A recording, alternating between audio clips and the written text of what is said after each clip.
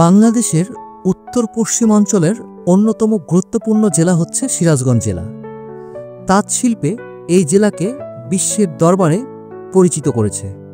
যমুনা সেতু এবং সিরাজগঞ্জ শহর রক্ষাবাদের অপূর্ব সৌন্দর্য এই জেলাকে পর্যটন সমৃদ্ধি জেলার খ্যাতি এনে দিয়েছে।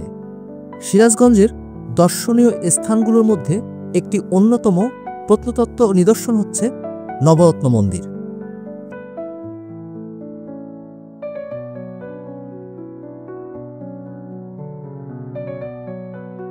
হ্যালো এভরিওয়ান, আজকের ডেস্টিনেশন হচ্ছে সিরাজগঞ্জের প্রাচীন নবরত্ন মন্দির। তার মনোমুগ্ধকর কারুকাজ সমৃদ্ধ মন্দিরটি দেখতে বিভিন্ন জেলার মানুষ আসেন এক নজর দেখার জন্য। শুধু তাই নয়, এখানে আসলে কিছু সময়ের জন্য আপনিও হারিয়ে যেতে পারেন মধ্যযুগে।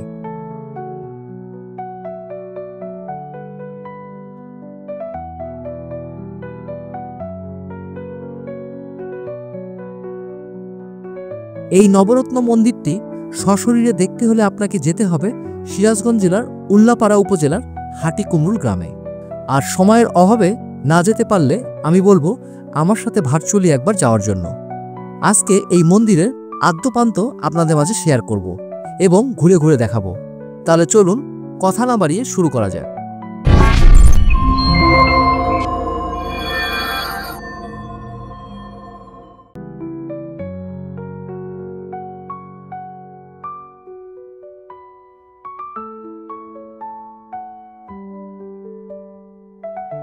হাটিকুমরুলের নবরত্ন মন্দির সিরাজগঞ্জের মধ্যযুগের প্রত্নতাত্ত্বিক নিদর্শন। পোড়ামাটির ফলক সমৃদ্ধ 9টি চূড়ায় সুশোভিত এই নবরত্ন মন্দির সিরাজগঞ্জ জেলার একটি উল্লেখযোগ্য পুরাকীর্তি। নবরত্ন মন্দিরটি আবিষ্কারের সময় এখানে কোনো শিলালিপির অস্তিত্ব ছিল না বলে এর নির্মাণকাল সম্পর্কে সঠিক তথ্য পাওয়া যায় না। তবে জনশ্রুতি অনুসারে মন্দিরটি 1664 সালের দিকে রামনাথ ভাদুরী নামে স্থানীয় এক জমিদার নির্মাণ করেছিলেন। তবে কেউ কেউ মনে করেন আরও পরে মন্দিরটি বাংলার নবাব মুর্শিদকুলি খানের সময়কালে 1704 থেকে 1728 সালের মধ্যে কোনো এক সময় নির্মাণ করা হয়েছিল।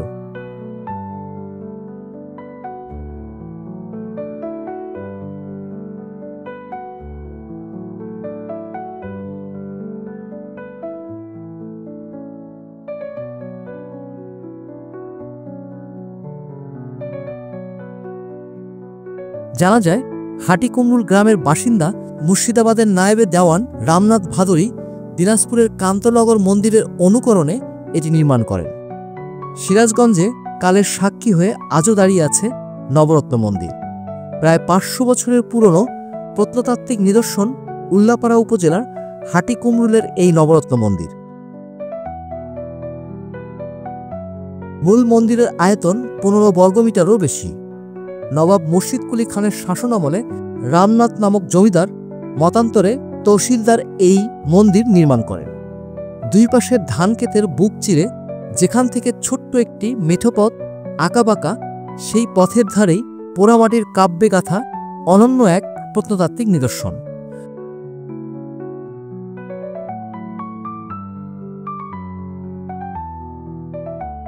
বাংলাদেশে প্রাচীন যেসব হিন্দু মন্দির দেখতে পাওয়া যায় সেগুলোর অন্যতম একটি এই হাটিকুমরুল নবরত্ন মন্দির।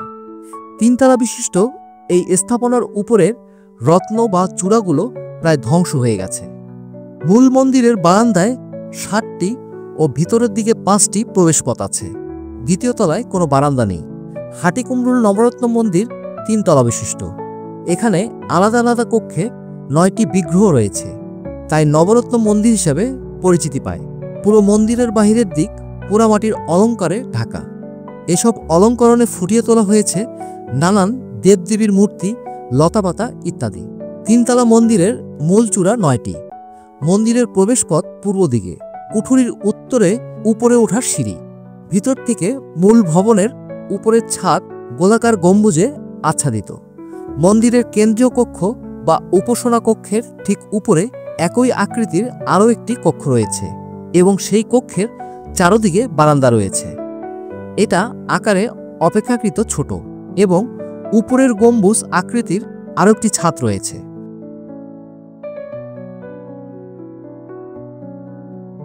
মন্দিরের পাশে একটি পুকুর। এই পুকুরটিকে ঘিরে রয়েছে নানান জনশ্রুতি। কেউ বলেন এখানে দেবদেবীর আস্তানা রয়েছে, আবার কেউ বলেন জমিদারের গুপ্তধন লুকানো রয়েছে। রামনাথ ভাদুরী দিনাজপুরের কান্তজির মন্দিরের মতোই এখানে একটি মন্দির নির্মাণ করেন। হাটিকুমরুল নবরত্ন মন্দিরের আশেপাশে আরও 3টি ছোট মন্দির রয়েছে। নবরত্ন মন্দিরের উত্তর পাশে রয়েছে শিব পার্বতীর মন্দির, পাশে দোচালা আকৃতির চণ্ডী মন্দির এবং দক্ষিণ পাশের পুকুরের পশ্চিম পারে আছে শিব মন্দির। সবগুলো মন্দিরেই বর্তমানে দেখভাল করছে সরকারের প্রত্নতাত্ত্বিক অধিদপ্তর।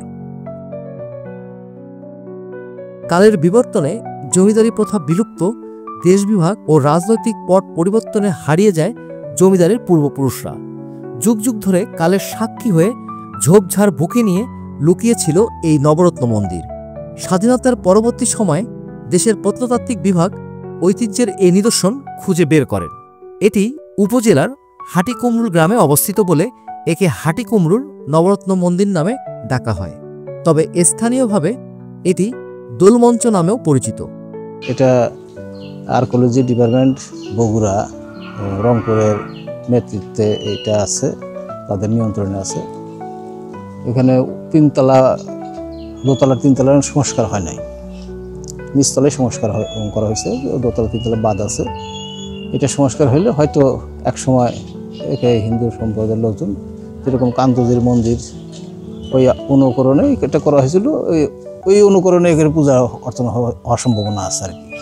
যেহেতু কান্তজির মন্দিরে হচ্ছে, এই প্রত্নতত্ত্ব অধিদপ্তর ওইখানে তারা ওটা নিয়েছে আর কি।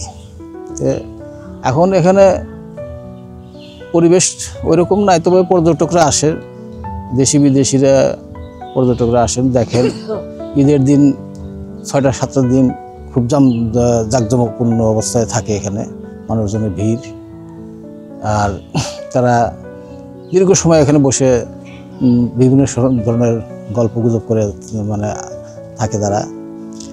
আর অতি পুরাতন জিনিস বাংলাদেশের মধ্যে বৃহত্তর এই নবরত্ন মন্দির, যেটা আর্কিওলজি ডিপার্টমেন্টেরও ওনারাও এটা সংরক্ষণ করছেন।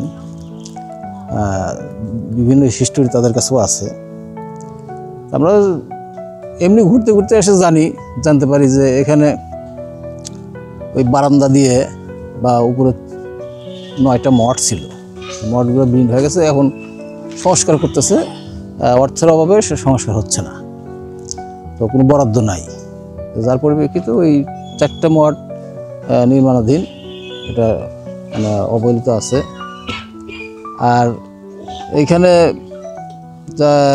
বিদ্যুতের ব্যবস্থা নাই, তারপরে ভালো পয় নিষ্কাশনের ব্যবস্থা নাই, বা যে পর্যটকরা আসলে একটু বসার জন্য একটু ব্যবস্থা সেটাও নাই। মানে খুবই মানে সংকীর্ণ অবস্থায় এই নবরত্ন মন্দিরটা, যে এখানে একটা ভালো বাগান পরিবেশ আছে, কিন্তু বাগান নাই। বাগানের পরিবেশটা করলে পরে মন্দিরটা আরও জাঁকজমক হতো, মানে সুন্দর হতো। মানুষের মানে সৌন্দর্যের একটা ব্যাপার আছে, মানে সেলফি তুলতো।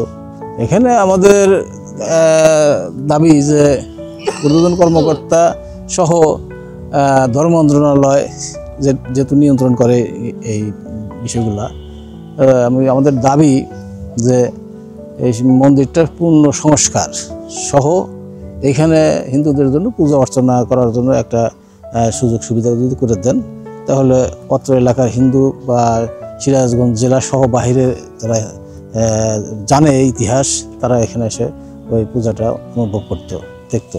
যে এখানে একটা আমার ফ্রেন্ডের সাথে আসছি ঘুরতে, ওকে নিয়ে আসছি। আমি মাঝে মাঝে এখানে আসি আর কি, আসা হয়।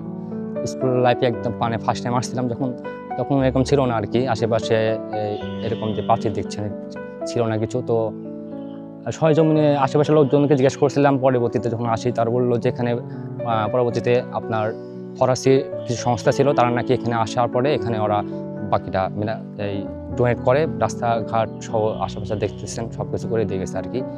আর পাশাপাশি বাংলাদেশের যে প্রত্নতত্ত্ব বিভাগ আছে তারাও কিছুটা হেল্প করছে এই ক্ষেত্রে।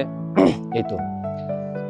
আর এটা ইতিহাস জানার মতো আমরা যেটুকু জানি যে মুর্শিদাবাদের নবাব মুর্শিদ খাঁর আর কি আমলে আপনার রামনাথ ভাদুরী নামে একজন তার দেওয়ান ছিল।